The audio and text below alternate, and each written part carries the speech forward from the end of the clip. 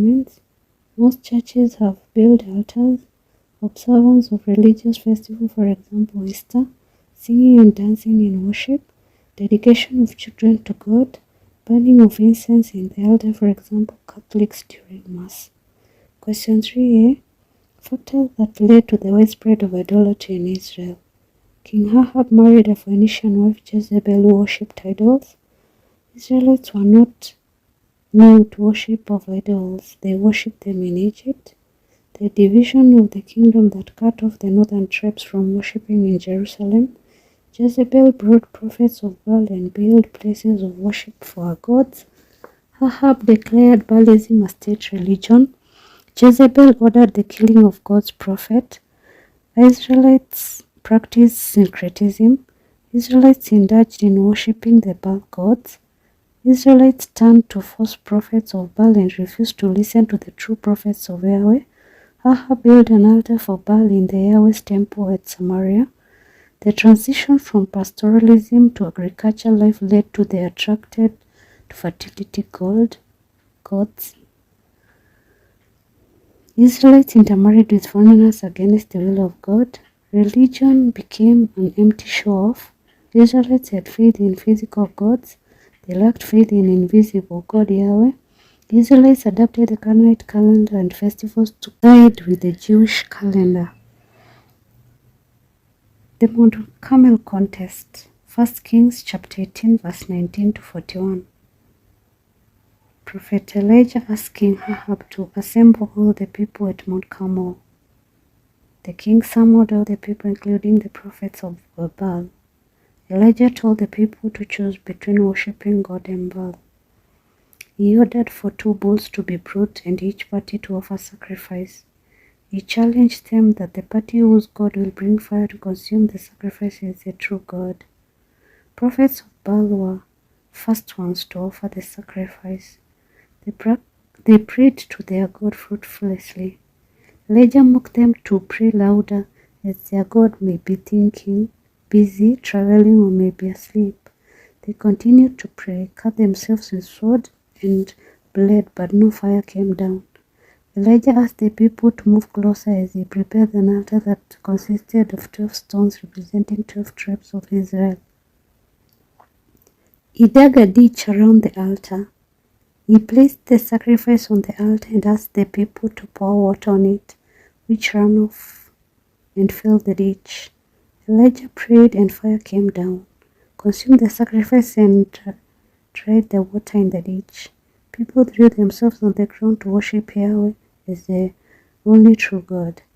Elijah ordered the people to capture the prophets of Baal without letting any escape.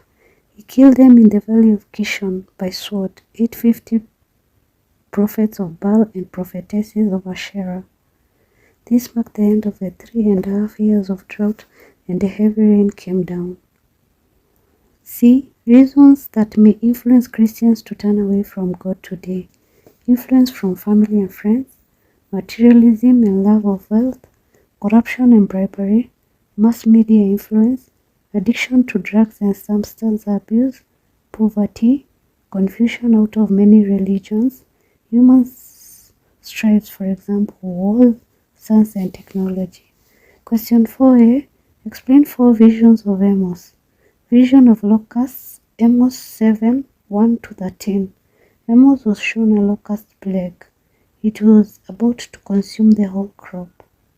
The vision symbolized the disaster God was going to send to the Israelites for their sins. The vision symbolized the disaster God was going to send to the Israelites for her sins. Amos pleaded with God, and God forgave the people. Vision of supernatural fire, Amos 7, 4 to 6. Amos saw supernatural fire. It was to consume the earth upon which mankind lived. Amos pleaded with God again, and God withdrew the punishment. The vision of plumb line and the crooked wall. Amos chapter 7 verse 7 to 9. Amos saw a crooked wall being checked by a plumb line. The wall was leaning over and was about to collapse. The wall represents Israel. God told Amos that he will measure his people using a plumb line. He, God, would no longer overlook their sins. Amos didn't plead with God. The punishment was inevitable. 4. The vision of the basket of summer fruits. Amos chapter 8 verse 1 to 3.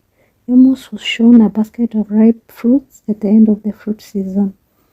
Yahweh told Amos that Israel was ripe for destruction. Amos didn't plead with God. 5. The vision of the destruction of the altar. Amos chapter 9 verse 1 to 4. Amos saw the Lord standing at the altar. God was commanding an angel to strike the altar and destroy it completely. All worshippers were to be struck. God was to destroy everyone. No one would escape, for God would follow them into their hidings. Question 4b. Ways in which the poor oppressed the rich during the time of Prophet Amos. Business people overcharged the poor on goods they sold to them. Wealthy merchants sold goods to the poor, goods that were unfit for human consumption. The poor were denied justice in the law courts as they could not afford to bribe the judges. The rich grabbed the land and grains from the poor. The rich cheated the poor in business by using faulty skills. The rich sold poor in slavery for failure to pay debts. The poor were robbed of their food and their belongings with violence. The poor were paid unfair wages for the labor offered to the rich. The poor were persecuted when they challenged the injustices done. Rich women of Samaria encouraged their husband to exploit the poor to meet their luxurious lifestyles. The rich failed to return the garments at pledge for goods borrowed. The temple prostitutes were taken from poor families.